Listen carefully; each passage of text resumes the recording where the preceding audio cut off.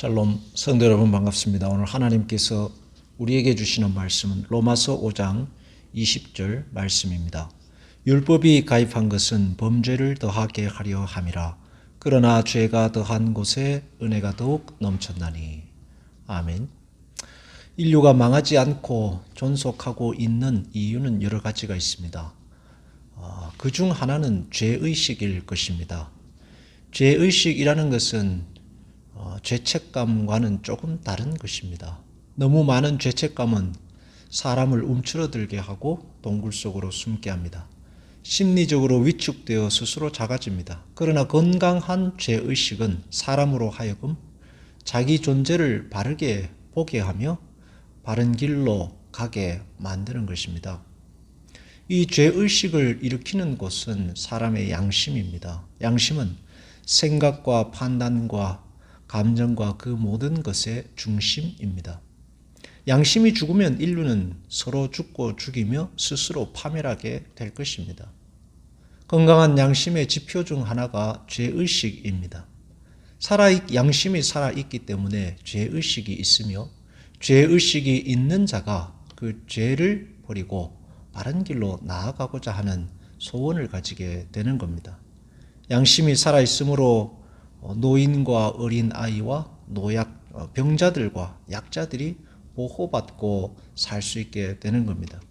하나님은 그렇게 양심을 통해서 사람들에게 말씀하시고 또 회개케 하시고 양심을 통해서 서로를 해치지 않고 살아가게 하는 것입니다.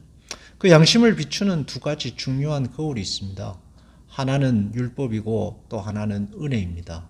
율법이 양심에 어둠을 비추어 죄를 깨닫게 한다면 은혜는 병들어 있는 양심, 움츠러 있는 양심을 치유하고 용서받게 하고 살아갈 수 있도록 새로운 용기를 부어주는 것이 은혜일 것입니다.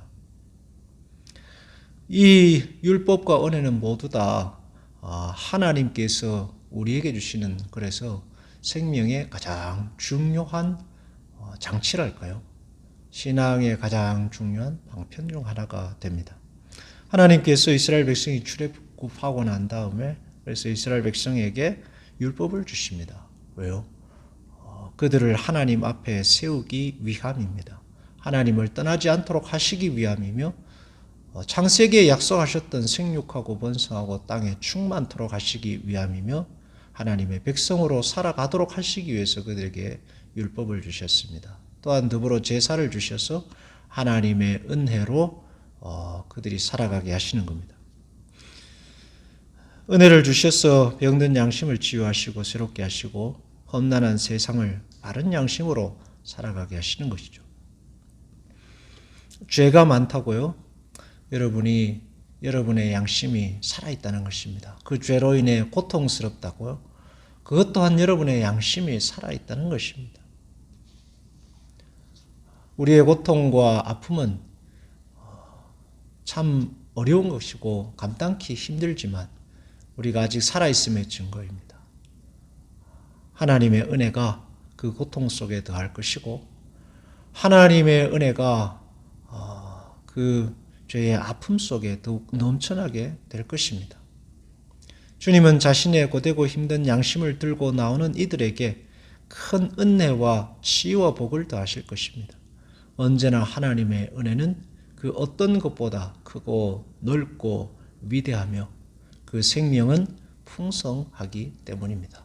기도하겠습니다. 주님, 율법을 우리에게 주셔서 우리의 양심이 죽지 않게 하시고 늘 우리를 돌아보고 하나님 앞으로 나아가게 하심을 감사드립니다. 고되고 지친 마음속에 주님 치유의 은총을 베푸시고 풍성한 은혜를 더하셔서